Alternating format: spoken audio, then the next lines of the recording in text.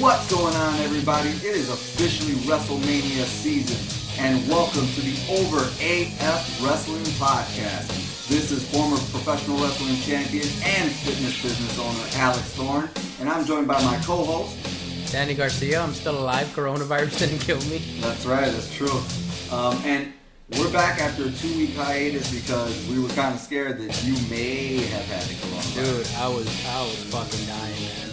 Yeah, so. But, you know, I had some Vicks. You know, that's the cure-all. Rubbed some of that on. I was brand new. Well, we're glad you're back, and we're sorry that we had to take that break, but hopefully during that time you enjoyed our past episodes. But man, I'm so geeked up because honestly, this is every wrestling fan's favorite time of year. Even the wrestling fan that says, WWE sucks, I'll never watch it again. Yeah. Don't they watch WrestleMania? Of course. Everybody does. And this is the time of year where, much like the Super Bowl, people who don't even like football watch the Super Bowl. People who don't even like wrestling and haven't seen it in 20 years and only remember Hulk Hogan or Stone Cold Steve Austin, they watch WrestleMania. Exactly. That's why it's a good segue to our What's Over Now, which is we're going to talk about Goldberg. How about Goldberg, huh? We dissected it. Yeah. And I rolled the dice against it and said it's not going to happen, but dude, I was legitimately shocked. Yeah. I couldn't believe it that, you know, that he went over and beat Bray Wyatt over at Super Showdown. But I could see it from Vince's point of view. He wants that star power. Spear versus spear, obviously against Roman Reigns, so it's gonna be interesting, man. How did you feel when you saw that? Well, I mean, you showed me. Yeah. You were the one that showed me, so I mean. Oh, that's right. We saw it exactly. I did tell you. Yeah, we found out at the same time. You're right. You're right. I did. I thought the video that we pulled up on the highlight was a highlight. Yeah. I didn't realize that was the whole match. It was a short match. It literally was the match minus the jackhammer, which I ended up seeing later on. Yeah, they didn't show that for a reason. It was one of the worst jackhammers I think he's ever done in his career. You know, it reminded me of like when he jackhammered Reese. Yeah. Because Reese was so big and heavy, which was understandable, but it's like the Fiend is being picked up. He can jump. He's got legs. He can help you. He probably sandbagged him. Who knows? No, you never know. Yeah. You never know. It did take forever to get into that jackhammer. Yeah, and you know what? Honestly, he probably didn't even need to do it. Like when he did it to The Undertaker, that was bad too. He dropped him on his neck. I mean, he could have hit him with like 4 or 5 spears, and that's it. Yeah, you know? Absolutely. So. I mean, I can't believe it. Goldberg is 3-time champion, they said? 3-time champion. I forgot that they're adding his original reign to this whole thing. I'm like in my head thinking, no, he's only a 2-time champion. But no, 3-time WWE champion. 2-time, what is it, Universal champion, 1-time World Heavyweight champion, right? Hey, man, that's cool. Yeah. I'm down with it. Yeah, I don't know, man. I don't know how I feel about it. What are they going to do? I mean, he's got to lose. Roman Reigns got to go over. I think that was Vince's way of putting the belt on Reigns without having him face the Fiend because he knows the fans are going to boo him. If he's facing the Fiend and he would have beat him, the fans would have booed him out of the stadium. Well, right now, it seems like they're actually... So while all the fans are all fucking whiny and pissy, they're actually setting up all the fan favorites to win at Mania. Because, like you said, Roman's got to go over. Yeah. He's not going to be fucking beat by Goldberg at Mania. Which is unfortunate, because in my mind, I'm like, well, Goldberg should win at Mania, but he's not. What about Cena? We've got Cena and The Fiend, so you know he's not going to go over. I don't think he's going to go over. Did you see how he challenged them? Yeah, it was terrible. He points at the sign, this monster goes out there and... Well, I thought it would have been better if he would have showed up in the ring and pointed at the sign. Not behind him and just did that. It was just so really weak. Weird. It was weak. Really weak. Or attacked him. Yeah. Like, what the hell is he pointing at? And why is he fighting him? You know, apparently because, you know, Cena beat him a long time ago and the Fiend doesn't forget. It's just so stupid, man. Yeah, you know what? To have the Fiend come out and just immediately go on to Cena and not acknowledge the Goldberg situation at all, that's wrong. Yeah, it is. It's absolutely. really bad. And I feel like it makes him look weak. 100%. 100%. But that's what Vince wanted. I heard he was mad. I heard that Bray Wyatt was angry. And Vince told him, don't worry, you'll beat Cena at Mania. But that's not the point, man. Right. You know, that's just not the point. Right. I think, just to kind of go back a little bit, even though Reigns is going to go over at Mania, for the future business purposes, it's the best idea to do. Yeah. I think that Goldberg is just saying yes to everything right now.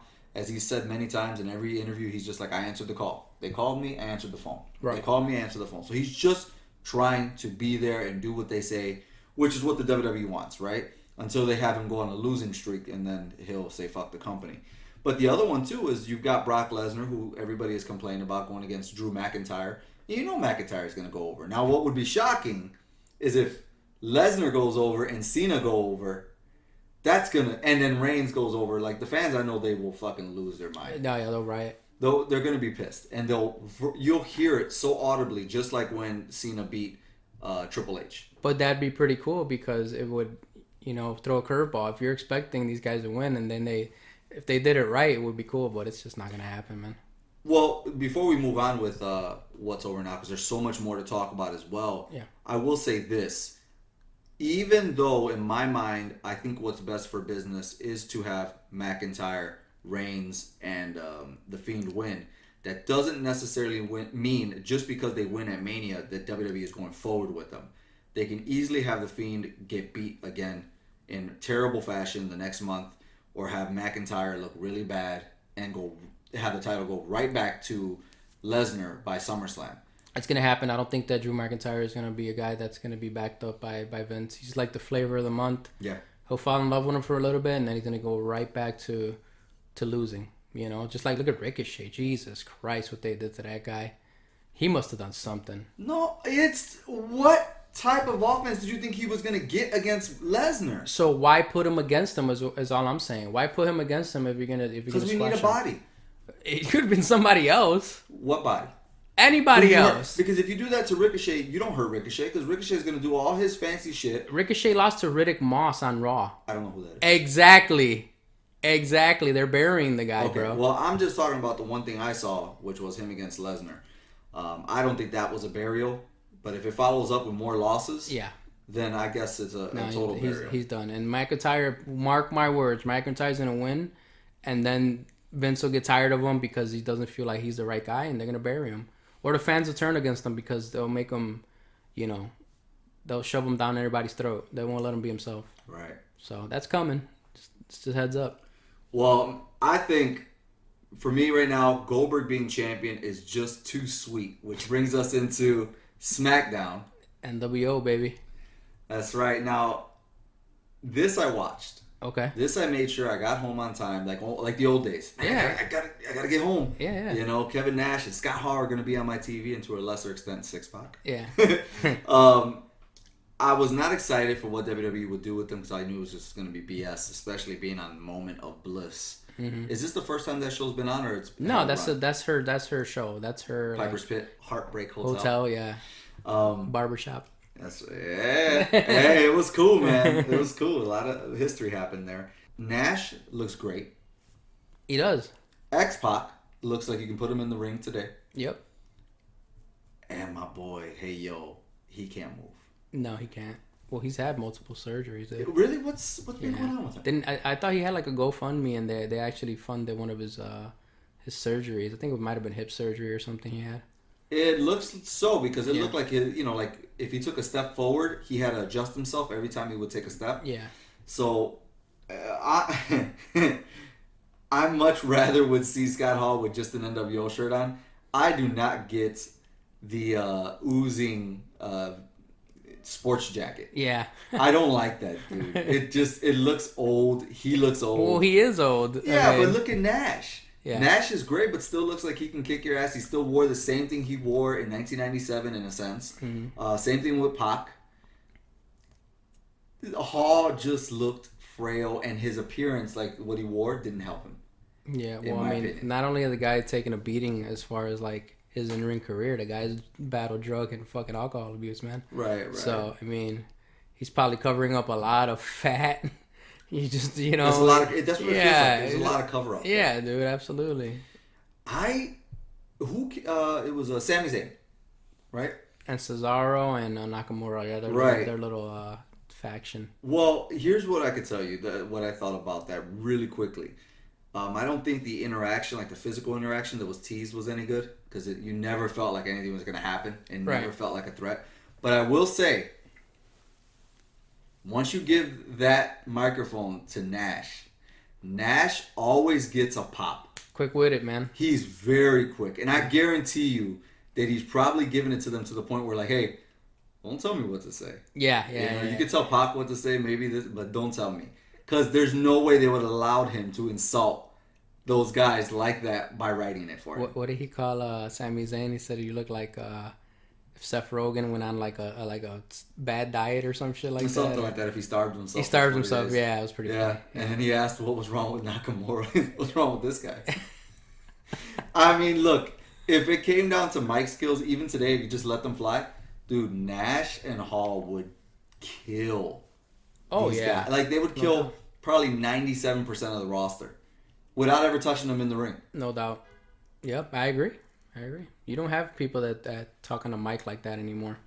That good. I mean, other than like an MJF, but somebody that's, in nice little transition, we can go on there too as well. But, I wanted to talk about Orton. Now that we skipped these guys.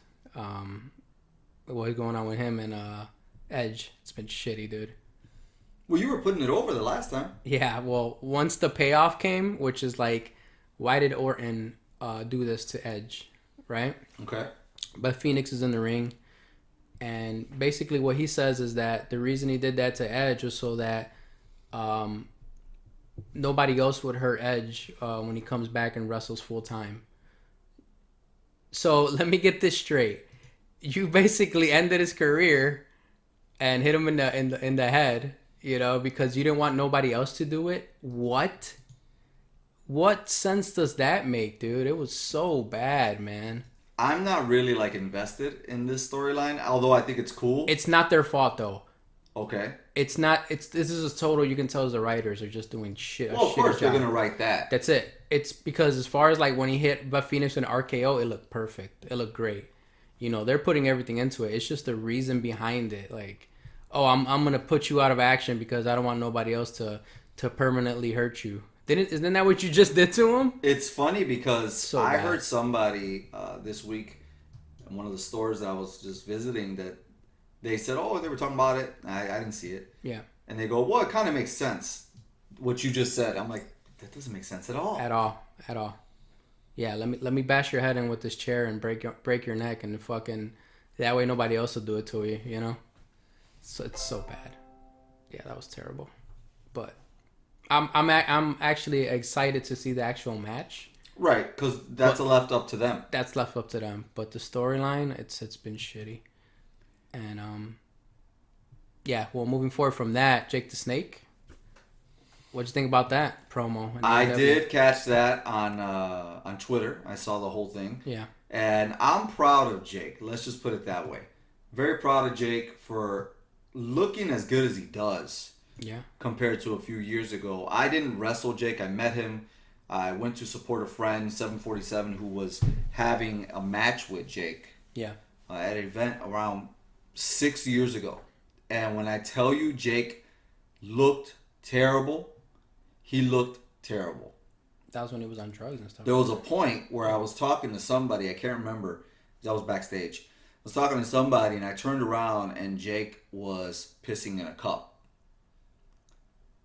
Okay. And I was just like, I had to do a double take because I'm like, is he really just pissing in a cup right now? And then he teased drinking said piss to like one of the boys who was by him. Yeah. And immediately after dumping the cup into the trash, I think without even knowing, he put his hands all over his face. He rubbed his face and then just kept walking. And I don't think he, it wasn't to disgust, Yeah. It wasn't to be disgusting. Yeah. But from a distance, I was watching Jake and I'm like, did he really just do that?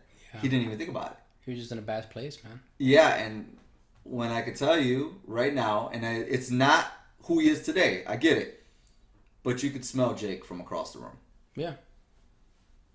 It was bad, and it was nice to see him in better shape on this promo, which was very cryptic and very cool. Who do you think he's teasing to go against Caesar, as he called him? I think it's Brody Lee. I think it's Luke Harper. Oh, okay. There. I know the name. Yeah, I think it's Luke Harper. Is that the one with the long beard? No, yeah. with the long hair? White family, yeah. Okay. Is the other guy still in WWE? He is. The bald one? Yeah, he just got squashed by somebody. I forgot who it was. Wow. They're squashing him too. Wow, man. Yeah. He had that gimmick where he had that cage, remember? And nobody knew what it was in that little cage. Was it a rat or something? It was a mechanical spider. It was a complete joke. No, I don't know. What the hell are we talking about? Wait, Right? what? Yeah, it was a mechanical spider, like a fake spider. Why? Was it supposed to be a real spider? Exactly. No, I don't know what it was supposed to be, but that's what it was. It was a mechanical spider. Okay. Yeah, I don't know what else to say more. It's just terrible. Yeah, I'm not sure where they were going with that or what they were trying to get out of it, but he's done. okay, I guess so. But, I mean, I'm excited, man. We run this podcast that's kind of built off of the past. Yep. And thank God for that. Every time that we kind of check back in now with this What's Over segment, we've got Goldberg, the NWO, and Jake the Snake Roberts appearing on our television sets. Yeah. That's really cool. I think it's great for new school fans to see old school guys and see what they brought to the table without judging and say, oh, they're old. Look, you're going to get old too. Your dad's old and somehow you love him. So that's cool, man. Thank you for filling us in on that. For sure, man. But we're going to take one more trip into the past with this episode because we are going to review Wrestlemania X8, and this is your call, brother. I know. Can we just fast forward to the co-main event and just forget everything else?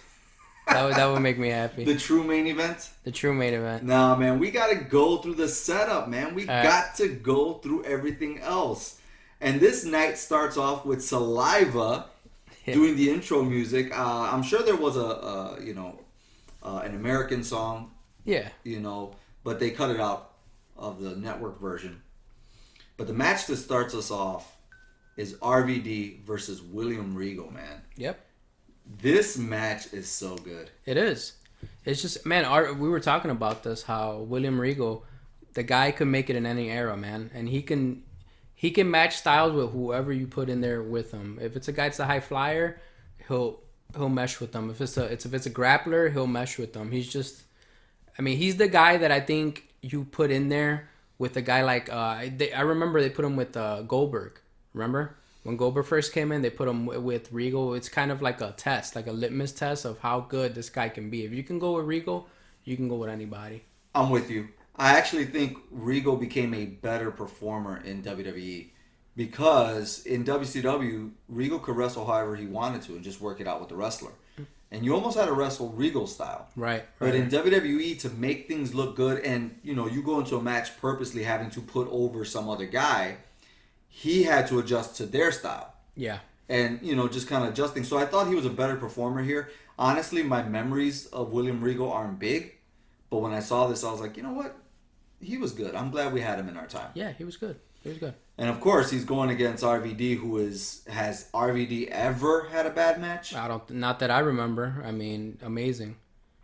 Underrated. Actually, in my opinion, RVD is very underrated. Yeah, absolutely. His athleticism to me is like the best I've ever seen. I've never seen somebody be as graceful as he is with his frog splash. Yeah. Yes, I understand. Eddie Guerrero. I'm not talking about the execution of it. I'm talking about how he can hit it from anywhere, any position. Turn sideways. Wherever you are in the ring, you could be on the other side of the ring, he'll land on you. Yeah, it was amazing. And he sold it. He sold it like he got hurt. Like us frog splash, right? How are you supposed to sell it? Your body's hitting another person's body. It's going to hurt you too. Mm-hmm. He always sold it like, oh, it hurt me too, but it hurt the other guy more. That's what I loved about it. You know what? And that's the thing, though. I think that's why RVD came out of that ECW fold, much like Bubba Ray Dudley. Yeah. Or Bully Ray. I think those guys, they knew something else. They had something else more than guys like Tommy Dreamer or Sandman. They stood out and they did so well. Much like Raven. Raven as well. He would pay attention to the little things. And that's kind of what put them over the top and made them long-lasting figures in wrestling. Overall, it's a really good match. It's for European, the Intercontinental Championship. Intercontinental, that's right. And of course, RVD goes over in 6 minutes in front of 68,000 people. This Toronto crowd is hot, man. Oh, everything. Yeah, I agree. And before we turn down the mic to record, I was mentioning to you that I wish WrestleMania would go back to some of these places. Because right now, as grand and as huge as it is, the sound goes up and out. Yeah. Here it's contained. And I'm sorry, man, but like I feel like the crowds in Canada, the crowds in the UK are way, way more alive than the crowds in the United States. I mean, the crowds over there are crazy. Like, this is Canada. Mm-hmm. And for later on, when you see with Hogan, it's unbelievable. Yeah. Unbelievable. I would gather to say the reaction Hogan gets here is probably the biggest WrestleMania reaction of all. There might be one other reaction that's bigger or that can touch it, and that would be when The Undertaker lost, where like just the whole emotion of the crowd. To Lesnar, yeah. But Hogan here, I think he has the biggest pop overall. I agree. Any superstar of any era for a WrestleMania 100%. event. That's why I picked this pay-per-view, man. It's one of my favorite matches. And then the reactions and you see the fans, it's insane, man. Yeah, absolutely. After that, we go on to a terrible, ugh. We're going to differ here, brother. Christian versus DDP for the European title. This is one of my favorite mid-card WrestleMania matches. You're out of your... This match was shit. This match is great. They fucking had no chemistry. Are you kidding They me? kept fucking up, dude. These guys were so smooth together. No, man. I don't think they had any chemistry. Ugh. I'd skip this match if I was... That's just me. I love it. I was like, oh, no. I would say if you're going to watch just a couple matches here, I'd actually skip the RVD William Regal match in favor of Christian versus DDP. Okay. But, okay, you know what, though? I'll say this. It's probably because of my DDP fandom. Okay. Because I've always wanted to see DDP at a Mania event. This doesn't feel like DDP. He was just getting back to DDP. Yeah. This version of DDP, it doesn't feel like DDP. At all. He's almost there. Okay. He's just starting to get there. He does all the mannerisms from his WCW days. Of course, you add a little bit in there for the goofy gimmick that they gave him, being positive. Because he is. Yeah, and that and his attire is terrible. Yeah. Yeah, man. Yeah, I can't disagree there. Horrible. I can't disagree there. But I was so proud of him. And he worked with somebody who is a consummate professional, which is Christian. Christian is always on point. Yeah. He's a great... I'll put it this way. No matter where you put Christian, he will excel. I agree. He will do his job well. And that's what's funny. I have so much bias against so many guys where I'm like, nah, Owen Hart was a mid-card player. There's a few other guys that we've seen that I'm like, nah, he never should have went to the main event. Christian is a guy that I'm okay with being in the main event. I don't think he can carry a company, but he could be a main event player. Well, when he was in TNA, I felt like he was kind of carrying that company when he went there. Smaller company. Yeah. I don't think he can carry WWE. Oh, hell no. Absolutely not. He's not a main event guy. He's not a big event guy. He's a main event guy. I disagree. Really? Yeah, okay. That's just me. I don't. I wouldn't put him like Cena, but I'd put him at the level of like Seth Rollins. He can do main events. Raw main events. Maybe I'll agree with you, but some of the matches he had with Orton, I saw highlights. That's of those matches. different. They were good. Yeah, those were good. I agree. Right? Okay. I agree. Well, I'm not a huge fan of Christian, but I think he did well with DDP here. We got a small glimpse, and this is actually a great moment for DDP because he was at WrestleMania 6 in a very small supportive role, driving the pink Cadillac for Honky Tonk Man. So he's got his taste of what a big crowd is like. And he had so many awesome moments in WCW, dude. So many awesome moments. DDP deserved a WrestleMania match. A real WrestleMania match? This is the beginning of it. If he didn't get injured, who knows where he would have been the next year. Yeah. I don't know. For this being his one and only true WrestleMania match, I think it was good. His run in WWE was very forgettable. And regrettable. Yes. DDP goes over with the diamond cutter as he should. By the way, the storyline that went into this was Christian was having all types of trouble. He was being like a crybaby, throwing fits in the ring. DDP approaches him backstage, starts telling him the power of positivity, much as what we've seen with DDP in real life. And they took it to that cartoony extent where, Christian says, I don't need him anymore. I've already learned my lessons. I'm better than him. And thus, we've got a WrestleMania match between the two. Yeah. But DDP retains. Next, we go on to an amazing promo by The Rock. dissing Hulk Hogan. Man. And when I tell you, again, if you don't watch wrestling consistently, you tend to forget how good certain people were. He was so good, so natural. And he listened to the people. The one thing that I love about The Rock, even to this day, whenever I see little clips of him coming back, is that he thrives off the people. He does. Right? So yes, he was the people's champ, all this stuff. But he had no fear of interacting with the crowd, even when he wasn't in front of the crowd. This is a backstage interview, and he's waiting for the people to cheer. He's signaling them to boo. He's got his signals for them to laugh.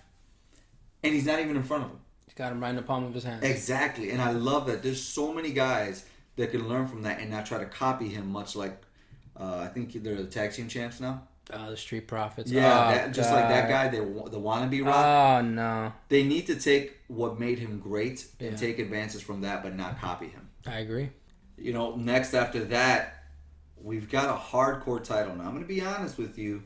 This is between Goldust and Maven.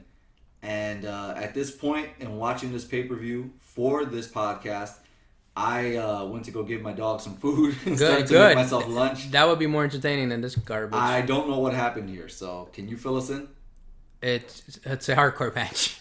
If you've seen a 24/7 match, or if you've seen any of the hardcore matches, that's exactly what this is. It's shitty. It's just bad. It's not very fun. I mean, I don't know. It's a piss break. Do we really got to talk about this? We don't. Good, but thank God. The hardcore title is going to play a big part in this WrestleMania, though. Yeah. Because it's going to be consistent throughout the entire night. The hardcore title is going to play a big part in this WrestleMania because this match pretty much ends up with who? Spike Dudley. All right. Spike Dudley comes out, who's not a part of the match. This is the 24/7 title, essentially, what you guys know it as today. And he pins Maven, therefore leaving kind of Goldust out of everything. And that's going to go throughout the entire night. Drowning Pool performs next. But the hardcore title returns backstage because Crash Holly. Your boy. I don't know anything about him. I don't care anymore. Crash, he takes on Spike backstage and beats him as well. Yep. But then we have what was supposed to be Kurt Angle versus Sting in 2002. It was. And Sting chose to go with TNA instead of WWE. Yeah. What a match would that have been, Jesus. Oh, my God. Wow. Now, mind you, we got Kurt Angle versus Sting, 3 years later? Right? We got them like 3 or 4 years later, and it was But at this point, man, would it have been amazing. Just as amazing as the match between Kurt Angle and Kane was. Yep. Kane worked his ass off. Oh, man. I mean, him and Kurt Angle had great chemistry. Great chemistry. It was phenomenal. I mean, everything that, like, the suplexes he was hitting him with. I mean, everything. It was amazing. It was a really, really good match. This is one of my other favorite match on the card. I'd still pick Christian versus DDP over this. Fuck you. I will say, Kane is jacked. He is jacked. I mean, again, Monster. I love this podcast because it takes me back. And my memories of Kane are not being this fucking huge. Look at Angle too, dude. Kurt Angle in black? Oh, that was always cool to see, man. Fucking awesome, dude. That was always cool to see. I preferred him in the black attire than like when he kind of ventured off sometimes and went white. I agree. Like, I didn't like that. That's like the Captain America type of look. Yeah. Yeah. I remember being so excited to get the action figure of him in black. I never had another one. I always saw him in blue. I was like, I don't care. When I saw him in black, I was like, I think I can play with this figure. You know, I can do some matches here. It's fun. We got black and red Kane, but the reversed one with the see-through. I mean, this is a very menacing looking character here. My favorite mask that he wears too, the one with mouth closed. Yes. I like that better. Yeah. Yes, absolutely. That's the better looking. We haven't gotten to the Kane who is completely. He's just a masked wrestler at that point. Right. But here he still has a little bit of mystique to him, which helps. No, this is a great match, man. It's unfortunate we can't really call out any real spots in the match. It was just just solid. Solid match. Yeah, it was just solid and really good. And the fact that, like I said, he worked his ass off because Kurt Angle, we just witnessed him doing an over-the-head belly-to-belly suplex to Kane. Yeah. To a man who's like 330 pounds. Yeah, it's amazing. And he tossed him as if he was 250. Amazing. Incredible. I love how Kane's getting right back up. Angle, he'll clothesline him, he'll suplex him, and Kane gets right back up. This was absolutely awesome. This capacity crowd was seeing so many great matches. Kurt Angle wins at 10 minutes and 45 seconds with a little bit of a sloppy finish and a little bit of a convoluted finish. Yeah.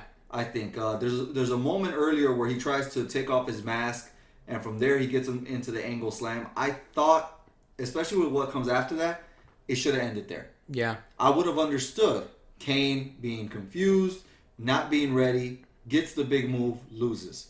But instead, they go through a lot more motion, a lot more stuff that's just forgettable. Yeah. It was, he uses his feet on the ropes to get more leverage, but you could tell that Kane's left shoulder was up, so it was kind of a sloppy I think finish. he was thinking fast.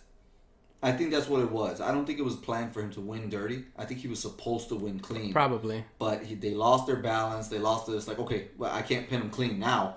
Let me pin him dirty. Right. But that happens. There's a backstage skit with Godfather's holes. The Hurricane.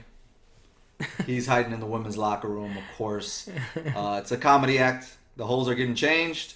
He's hiding behind there. And then all of a sudden, the kendo stick rises.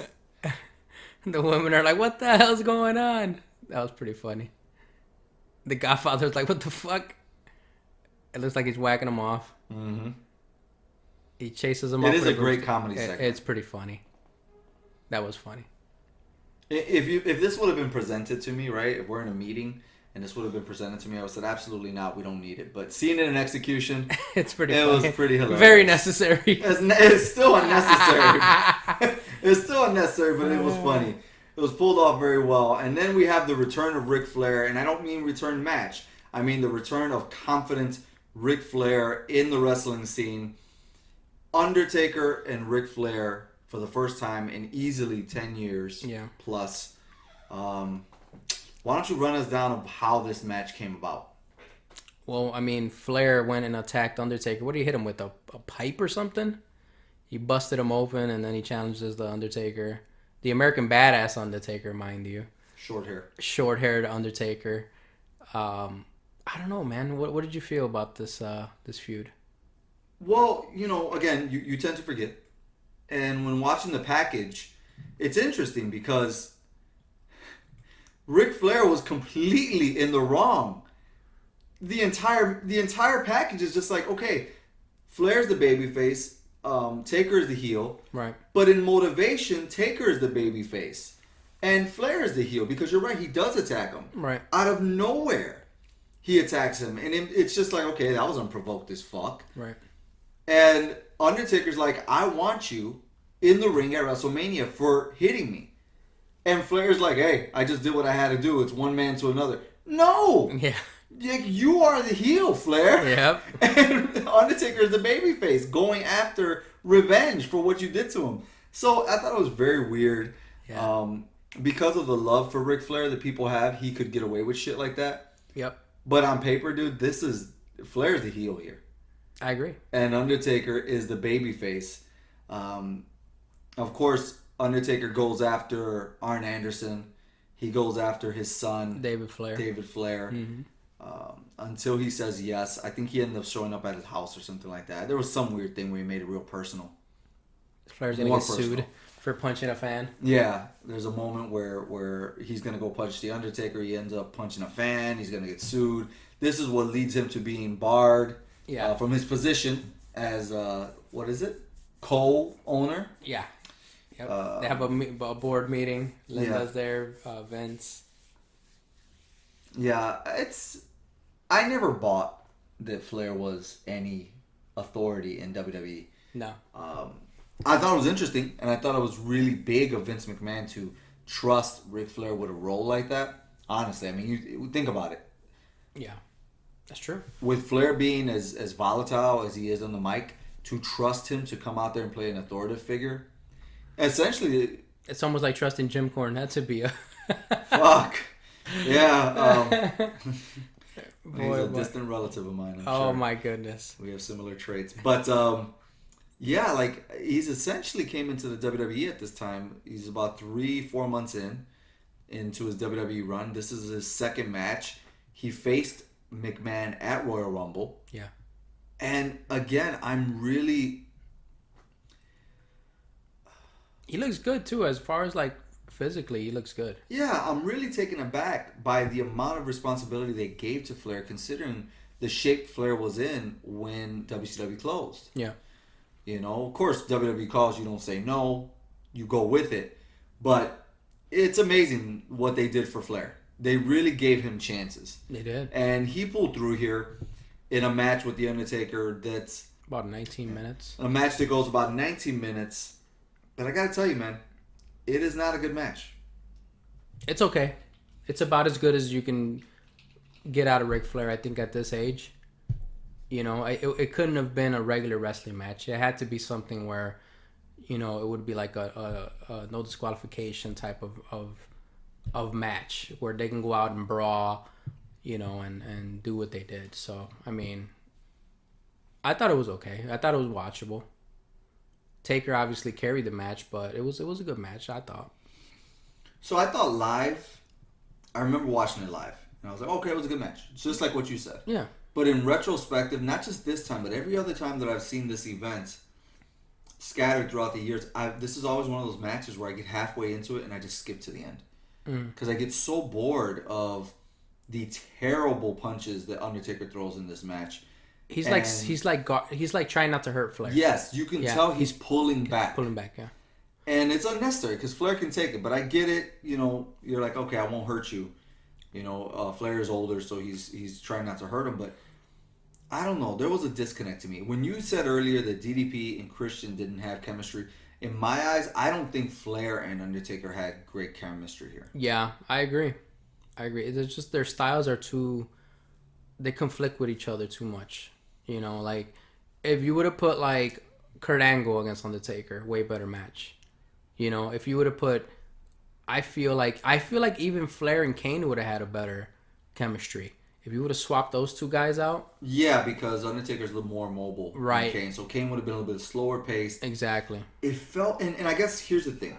It felt like 2 minutes into this match, you saw all 18 minutes. You know what I mean? Yeah. It was they would just have to do spot after spot over again. Yeah, and it's limited because Flair can't do much with Undertaker because it's not believable. Right.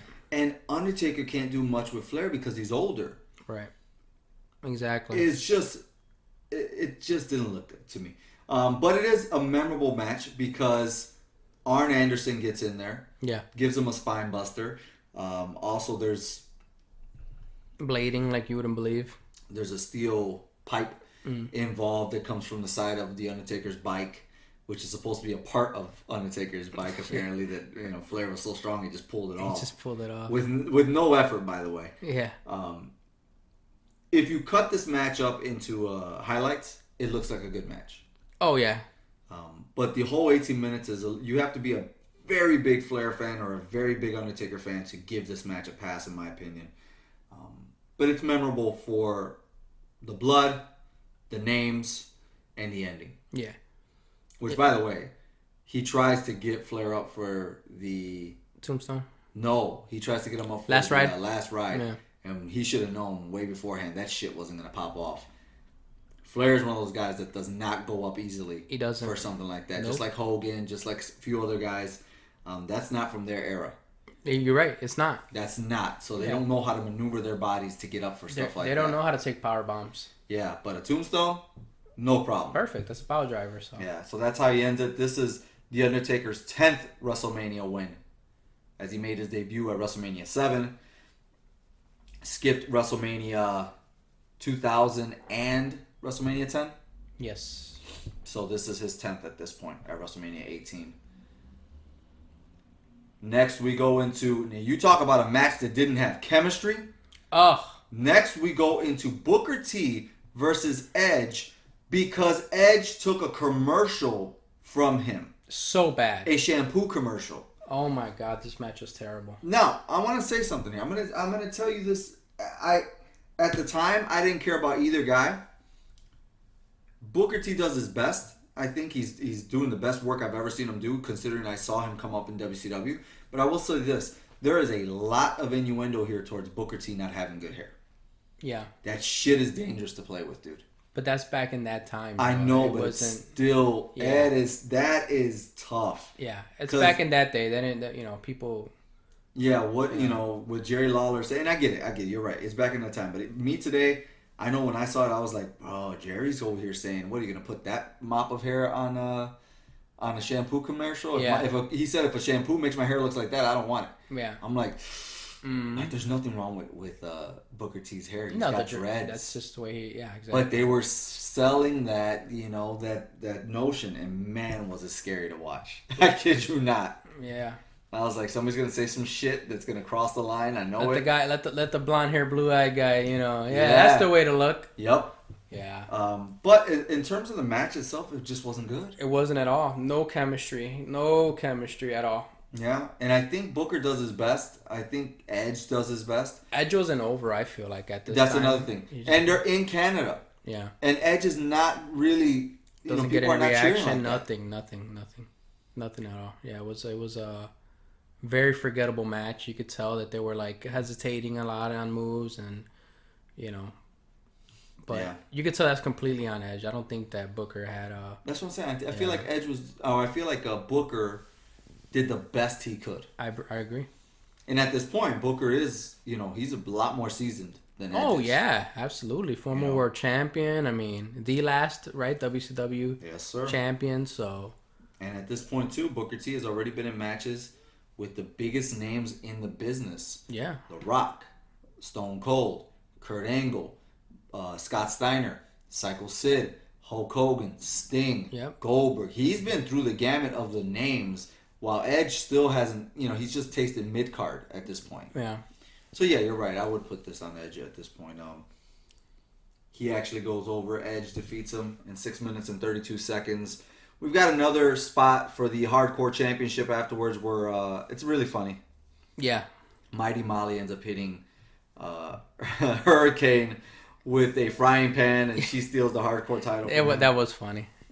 Yep. Yeah, I agree. It was really, really good.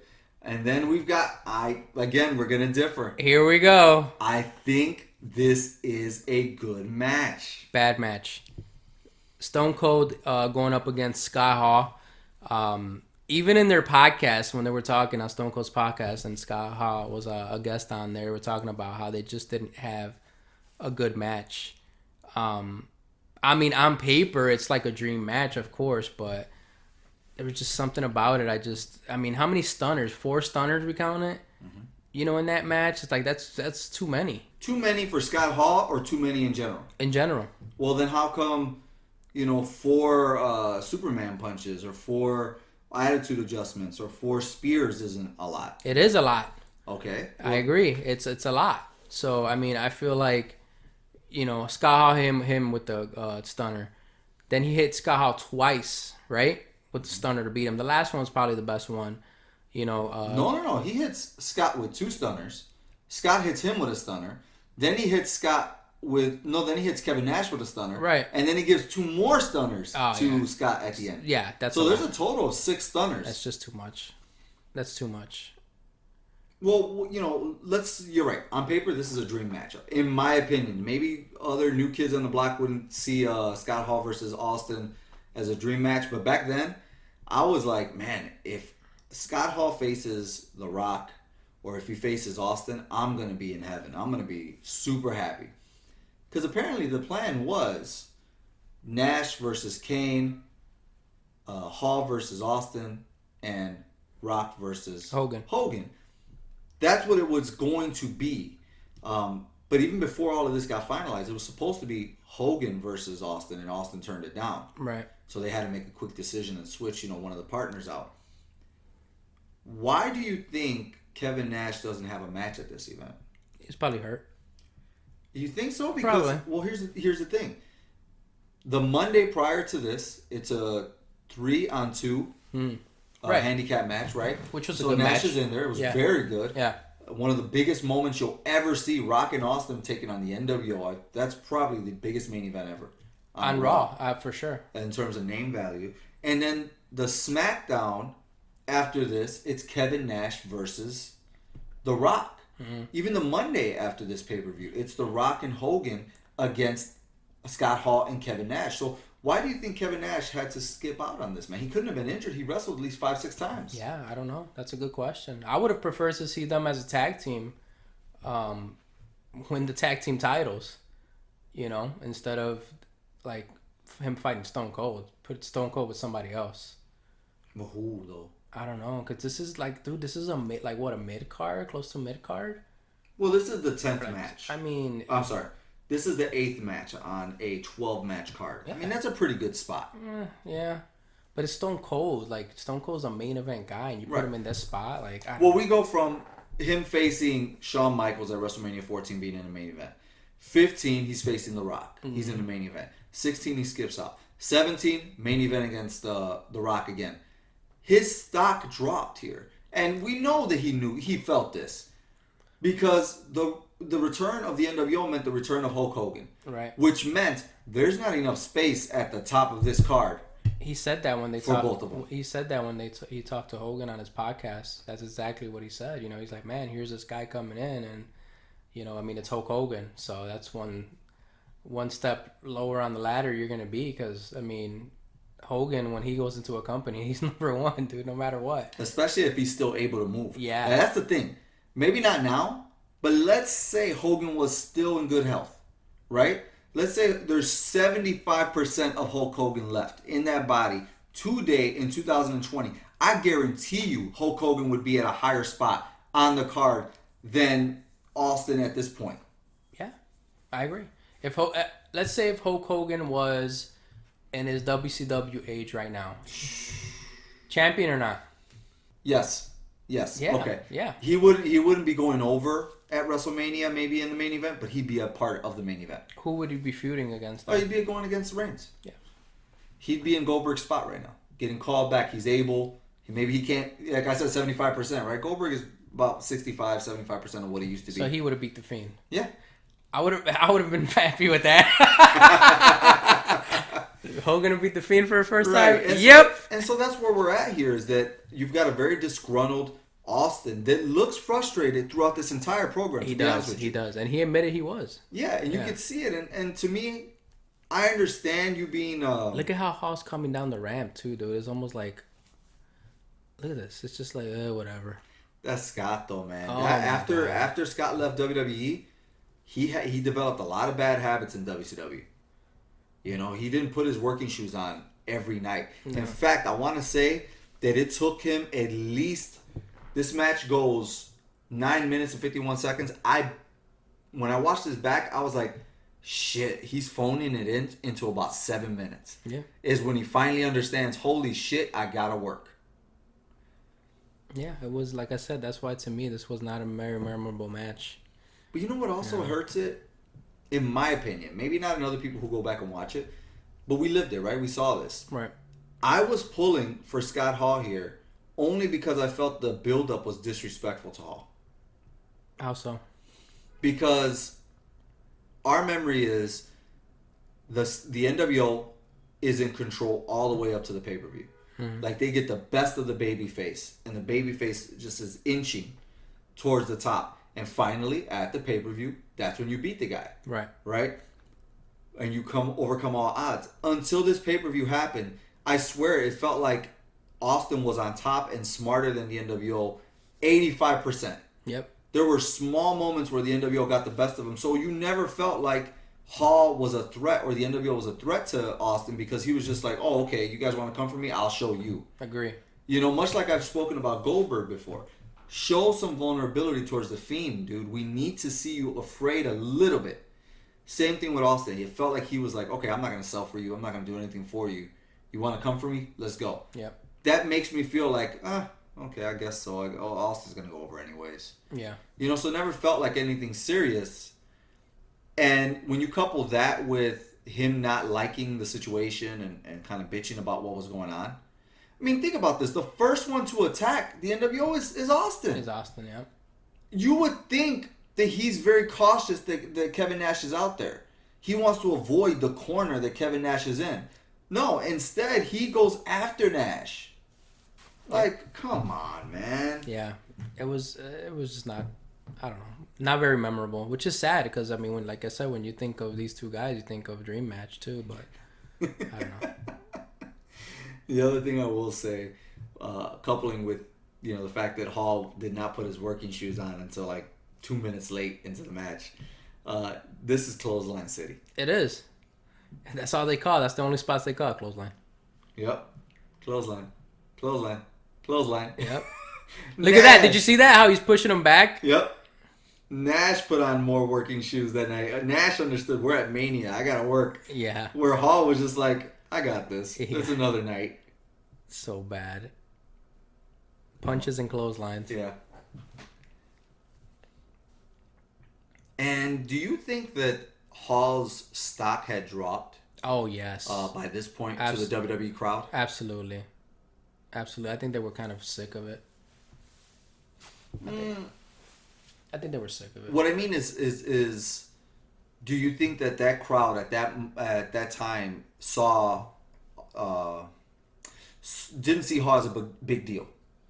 Yeah, I don't feel they did. Yeah, that's what I felt too. Is like we saw him as a big deal because we knew what he was capable of. We had these memories, but I think the WWE crowd was like, okay, well, who is this guy? Who is this guy? Yeah, exactly. Yeah. And that's kind of his fault too. Oh yeah, you get it. You get out of something what you put into it, and he obviously was not putting much into his run here. Yeah, he didn't put a lot into this, and then also one has to remember this is 2002, and the last time anybody who was a fan of Hall saw him doing anything worthwhile was probably 1998, maybe 98. Like really, it was like the end of 97. Yep, that's a long time. It's a long time, man. I feel like he could have had a way better run if he just really put himself, in a better position and just really cared. And I just feel, I don't know whether it be because of alcohol or whatever he was struggling with here, but Kevin Nash looks great though. Kevin Nash looks great. Yeah, absolutely. He's a little thick. Yeah. Right? He would lose weight, especially after his big injury to his quad, and he came back to face Triple H later this year. Yeah. He came back way more ripped, way more ready. But Nash looks like he's all business here. Yep. Again, I gotta say, he understands that he's at WrestleMania. I agree. But you're right. He should have had a match, or, I think it would have been better if you would have had Austin had a partner, and you could have done a tag team match, or even Austin and Nash would have probably been a better match too. Well, that's what I was just about to mention. I think when we look back retrospectively at this, Austin and Nash would have been a better match. Yep. I agree.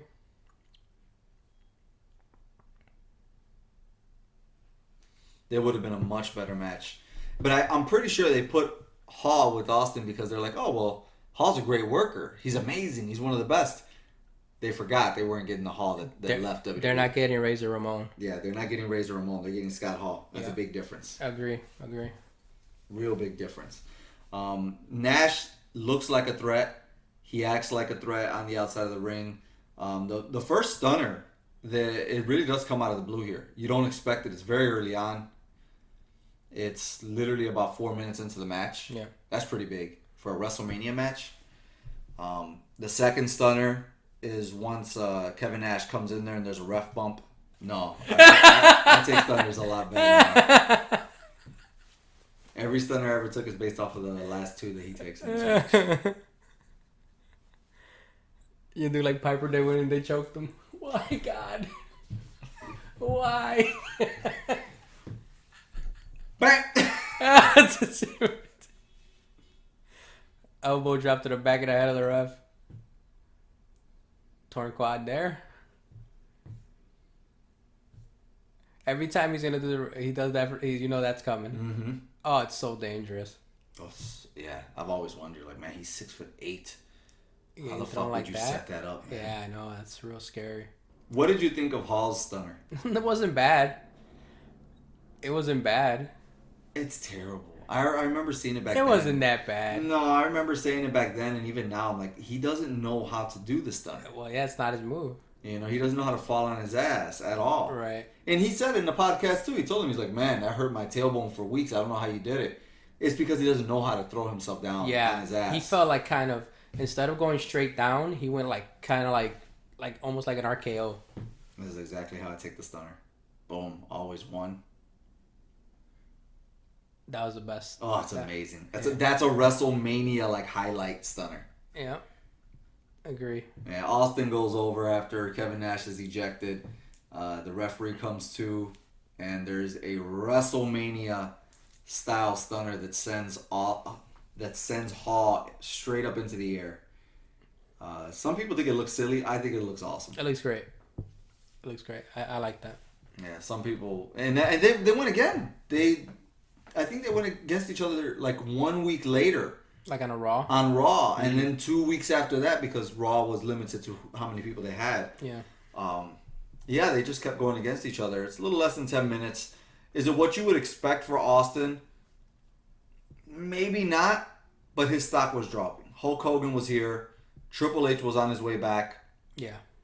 I'm sorry, but whether he liked it or not, Austin's time at the top of the card was coming to a close. It was coming so close. Yeah, exactly. But one of the hottest runs ever. It's crazy to imagine it was only 4 years. Yeah. Next up, we have your typical four corners tag team elimination match for the championship. You've got Billy and Chuck taking on the APA, the Dudley Boys, and the Hardy Boys. I don't like these types of matches. No. It would have been a way better match if we just would have had the Hardys versus the Dudleys. Because you could tell when they're in there, like, you want to watch that match. When the APA and Chuck and Billy are out there, you're like, oh, come on. It's just not. This is just a clusterfuck, man. You know? Yeah, and it's your typical, how can we get everybody on the WrestleMania card? Oh, let's throw them in a multi-man match. Yeah. You know, I'm sorry. I just don't like it. Anyways, Billy and Chuck go over. The match goes 13 minutes and 50 seconds. I guess the only thing I can call out to is the chemistry between the Dudley Boys and the Hardy Boys, as well as Stacy Keibler looking hot as ever. My Lord, those legs. Beautiful. Beautiful. Yeah, that should have been a match between the Hardys and the Dudleys. Yeah. Afterwards, we've got the NWO reflecting on Hall and Austin. You know, they're not done yet. They're going to get them. But also Hulk Hogan joins them as he's getting ready for his epic encounter against The Rock and tells them not to go out there because he's got this. Yeah. And what else does he say? Just like that meatball. Rocky Balboa. I'm going to take care of him. I love it. While Mighty Molly is going down the hallway, she gets a door to the face. Yep. And then Christian pins her for the Hardcore Championship. Here we go, Thorne. The real reason you wanted to do this WrestleMania. Oh, man. Are you kidding me? You didn't do this for Hall versus Austin? No, not at all. You didn't do this for the women's championship match? Look at Hulk, man. Look at Hulk. I knew by the end of the match that he was going to become back to being Hulk. A babyface? Hulk Hogan. I just knew it. But I just remember how pumped I was. Like, oh, my God. I was like... Yeah, I watch this match all the time, up until the ending, like I tell you all the time. Well, one of the things that I stuck out to me was they were finally able to use the Hulk Hogan footage they had. Yeah. Because they weren't using it for so many years, right? From like 1994 all the way up to 2002. Yeah. They didn't use it. And whenever they did, it got a pop from the crowd. I agree. So they would try to limit that. And you cannot tell the story of WrestleMania or the WWE without including Hulk Hogan. I mean, he carried the company. He was wrestling. Mm-hmm. You know, he will forever be he's my favorite wrestler. I'm the biggest Hogan mark ever. You know, I mean, it's Hulk Hogan, and then everybody else is just like miles away down. You know, I mean, there's just just a superhero, man. Absolutely, and with all the crap that people talk about him today and how ungrateful the fans are. Yeah. Do you notice that every time he looks like he's about to get physical, the crowd stands and they start cheering? Yeah.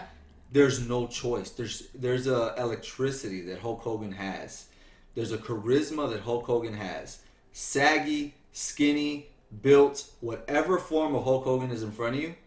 You may get tired of brother and what you're gonna do, but the moment you feel that he's gonna go, into action mode, you start to get off your feet. Yeah, exactly.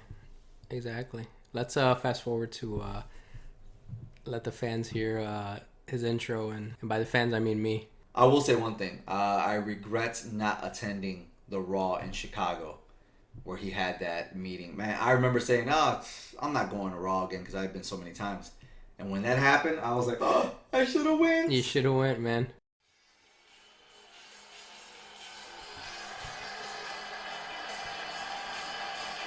That's a pop, my friend.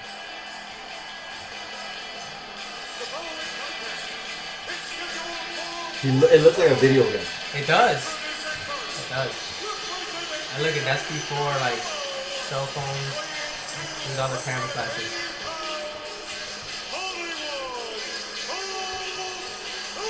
And it's the pink too. Wow. You can love him or you can hate him. And there's a lot of fans here in Skydome that love this legendary figure. Hollywood Hulk Hogan. Returning to Toronto. Returning to Skydome. And perhaps the greatest icon in the history of sports entertainment. Preparing to meet perhaps the future of this industry.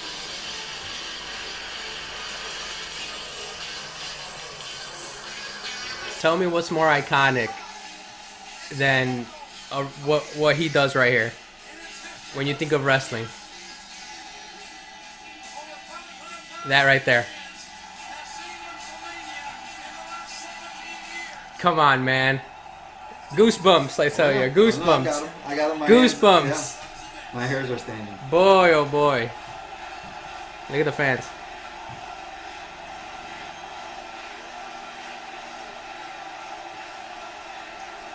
Amazing.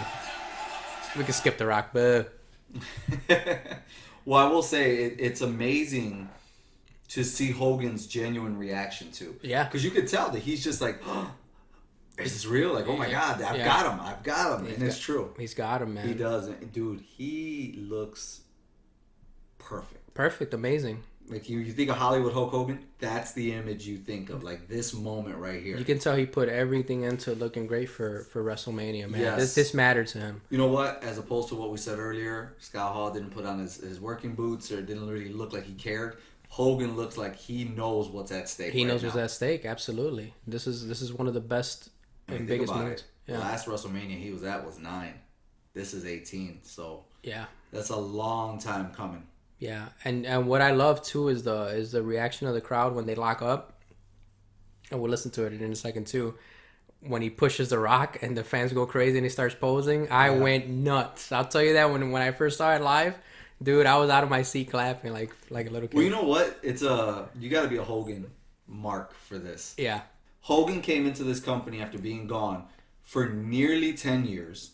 He also took the biggest babyface that they had, The Rock, hit him with a hammer, ran him over with an ambulance. I think they busted a cinder block on him. There was so many things they did to The Rock to try to make Hogan look like the worst heel of them all. And when he got here, it wasn't just here. It was everywhere after this where they were like, no, Hogan is our guy. He's our guy, man. Yeah, absolutely. Absolutely. They turned on Rock real quick. Yes, and you know what? I think if it would have been Stone Cold, it would have been the same thing. I know that he says that he didn't go into the match because he didn't think the match would hold up. I think he was afraid of that, exactly what happened here. Yeah. Like, I'm not going to go into a match where Hogan's going to make me look like a fool. I mean, he's right. It was, for the time, I guess it was the right call because they would have been cheering for Hogan. Absolutely. It probably would have been a little bit more, like, split. It would have been like 60. Yeah. 60-40. 60-40. But as opposed to this 80-20 that's here. I agree. But I think the moment that I popped the most, see, people were booing when he was doing that. The moment I popped the most was when he hulked up. That to me was like, wow. You didn't expect that, you know? I mean, again, you'll never see today somebody as over as Hulk Hogan is here. No. A back rake. It'll never happen. A chop. Yeah. An eye poke. Biting the forehead. the smallest things. Nostalgia was alive and well here. Yeah. No, I dare I say that you will never see that again. No, because there's nobody as big Nope. as Hogan ever was. Nope. You'll never see that again. That's why I love watching these pay-per-views and doing this podcast, man, because I get to watch this. You know, I get to see the legends of WWE, man, my favorites. Boo!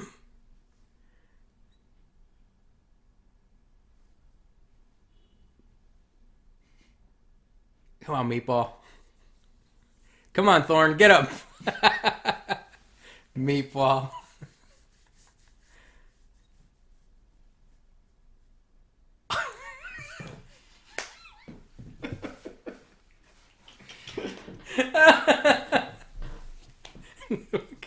Look at those elbow drops. Perfect. Love the hand. Boom. Yeah.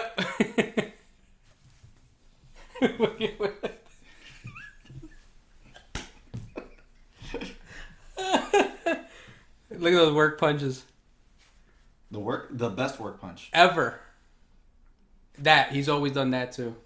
Following clothesline. Yeah, I remember there was there's like a small snippet of a rare clip where Bret Hart doesn't shit on Hogan. He just shit on him recently. I forgot to tell you. They were doing a Q&A. Yeah. He was on a live, and somebody asked him, "What do you think of Hulk Hogan?" He's he's a phony piece of shit. He always will be.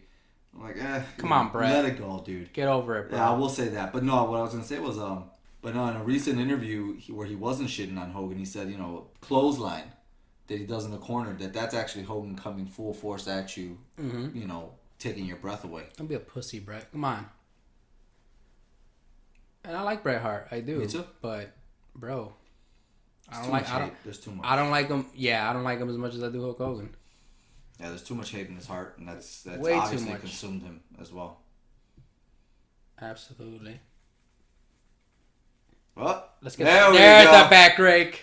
Greatest move in pro wrestling. Ah, shot.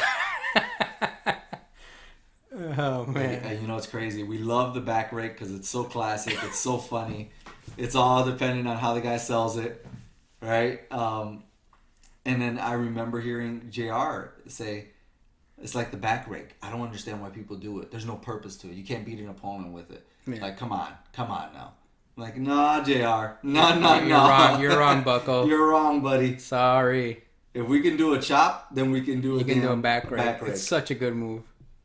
It's amazing to think back because the impact Hogan had in WWE was so amazing, but it was over. Like, this run was only from February. It didn't even last to SummerSlam. Yeah. That's insane, dude. It didn't. And then he would come back February the next year for a small 2-month run. And in my eyes, I'm like, he came back to WWE for like 2 years. No. He came back for a total, I think, of less than 1 year. He did. But it was a good run, man. Yeah, well, you know what happens later on in this match with Hogan breaking his ribs.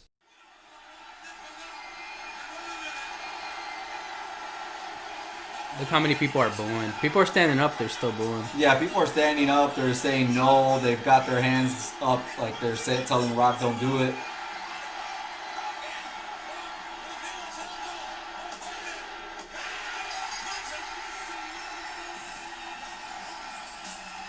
Wild. Crazy. That's a match that I felt like lived up to the hype. Oh, yeah. And the truth about it is, I didn't think there was any hype to begin with. Yeah. Like, for me, I was like, I don't know. I remember back then. But, man, was I wrong. This was Andre Hogan. This was that level. Yeah. I don't care who else had a great match on the card. People came to this event to see Hulk Hogan. If you would have told me that I would have had to pay just to watch this match, I would have paid.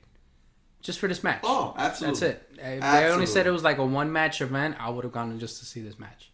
Absolutely. This was placed as the future of wrestling, The Rock, which is funny because The Rock is gone. Right. Well, I mean, this was how many years ago? So he was technically the future. You know what I Well, mean? they Like, didn't know that he was leaving. I think they were Yeah. banking on him being like another push to the top again. Yeah, yeah. You know, and You think knowing if they would have known he was going to leave, they wouldn't have had Hogan no, go over? they would have had Hogan go over. That's what I'm saying. If they knew he was going to leave Yeah. to Hollywood and make another movie, they would have had Hogan go It would have over. made more sense. Yes. It would have made more sense. And then he could have came back and beat him later. Well, you know that there's been the rumors where Rock himself said, you know, the crowd was so nuts, I was considering changing. Yeah. You know, mid-match, I was going to say Hogan, just take it. I wish he would have. And Hogan himself was like, no, let me go by what Vince says. Yeah. We'll go by feeling. We'll do it my way.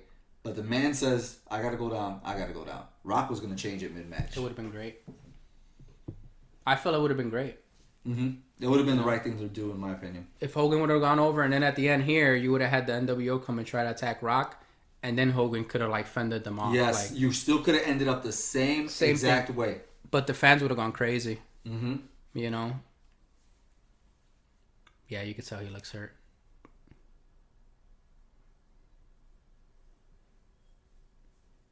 How much he sweats, dude. He's just dripping from everywhere. And that's because his endorphins are going. Yeah.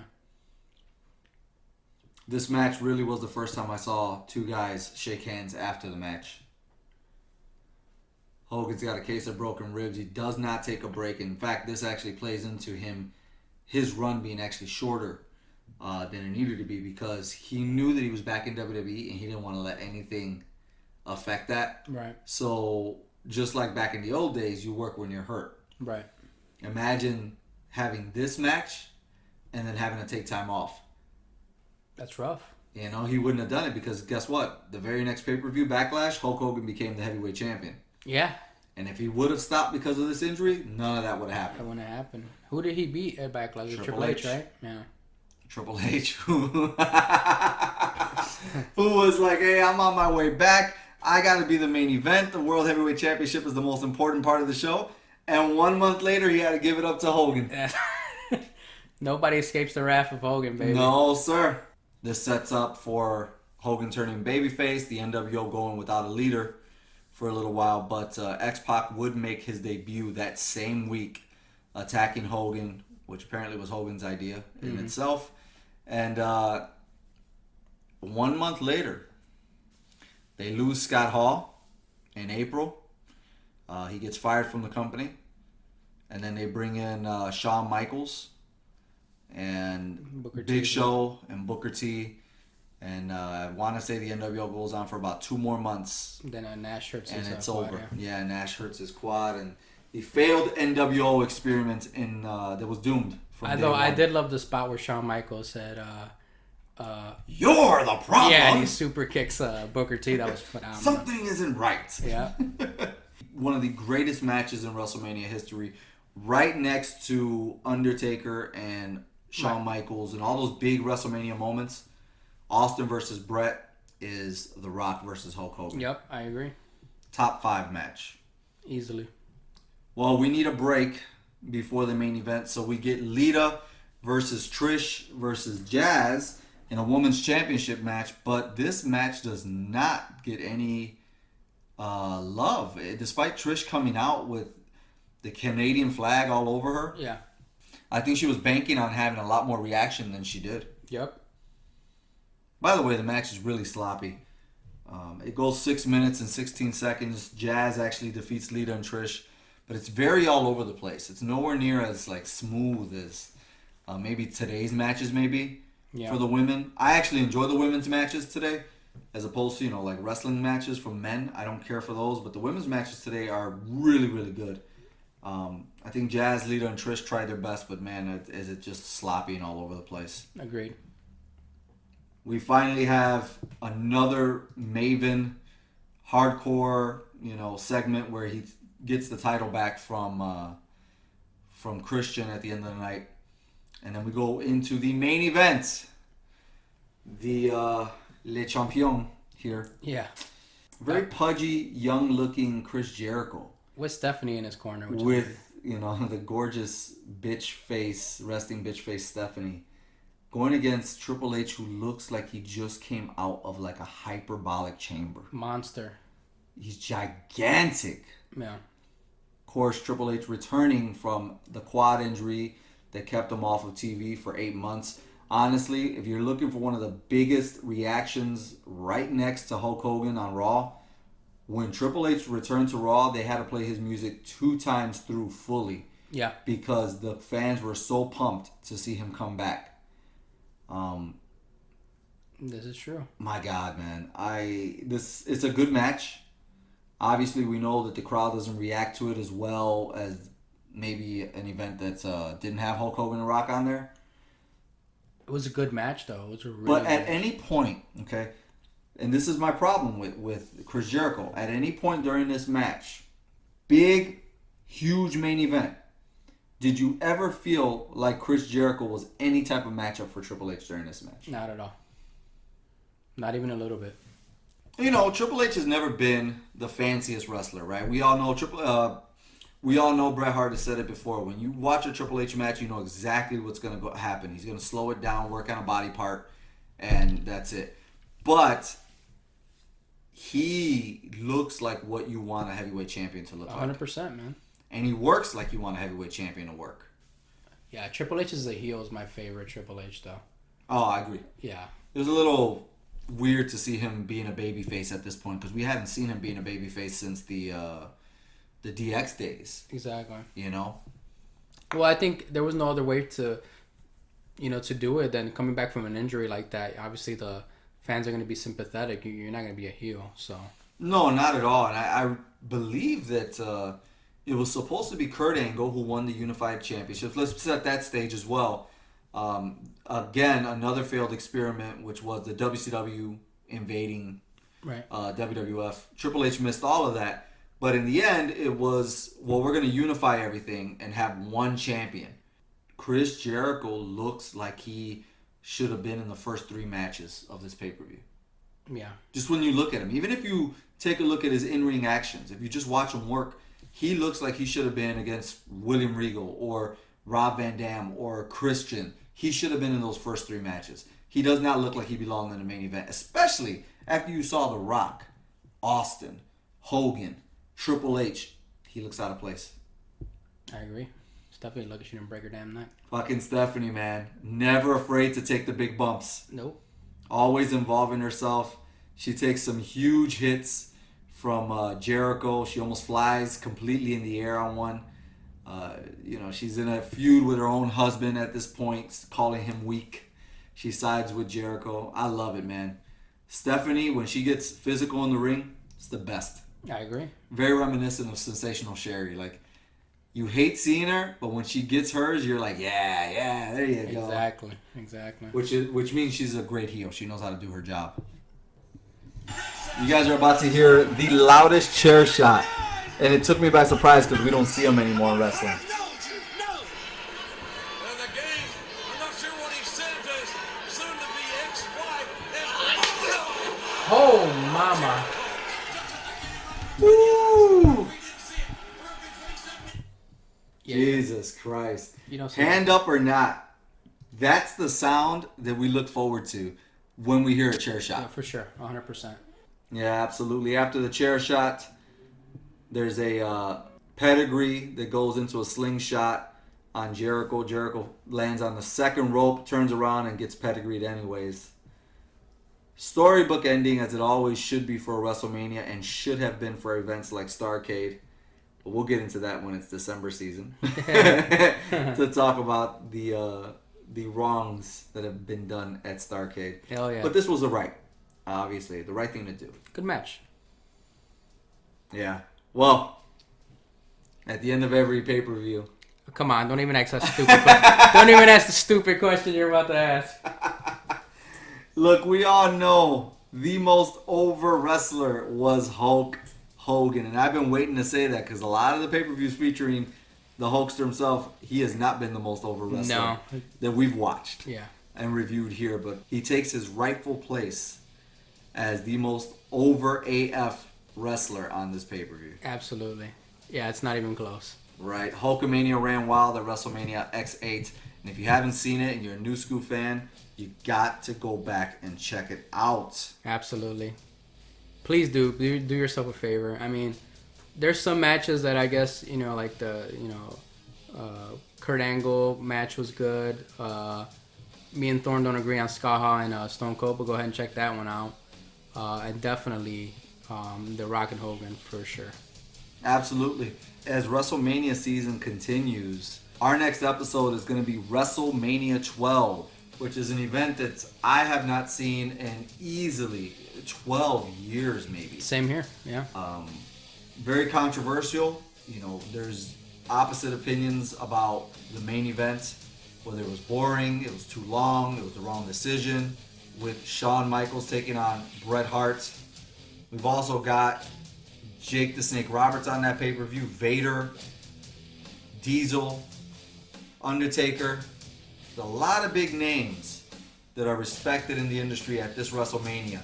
And believe it or not, this WrestleMania is going to be the one that actually got me to check out the WWF after I hadn't watched them in at least 3 years. Yeah. But what are you looking forward to next week? Definitely the Bret Hart and Shawn Michaels match. I remember I was so pumped to see those two go at it. And it didn't disappoint, man. That was the match I was looking forward to the most. You telling me you didn't look forward to the Ultimate Warrior's return? No. All right, for Alex Thorne. But as WrestleMania season continues, WrestleMania 12 is next week. WrestleMania X8 was amazing. It was awesome. Man, I'm even exhausted from watching it. Oh yeah. It was a lot. 12 matches. I mean, even though WrestleMania now is like how many hours? Like 6 hours, something crazy like that. They do a pre-show and all that jazz. So yeah, get ready for that, bad boy. Danny, thank you for picking this pay-per-view. We can't wait to be on time, and hopefully nobody is sick, God willing. Neither are you guys. Next week, WrestleMania 12. For Alex Thorne and Danny Garcia, we are OverAF.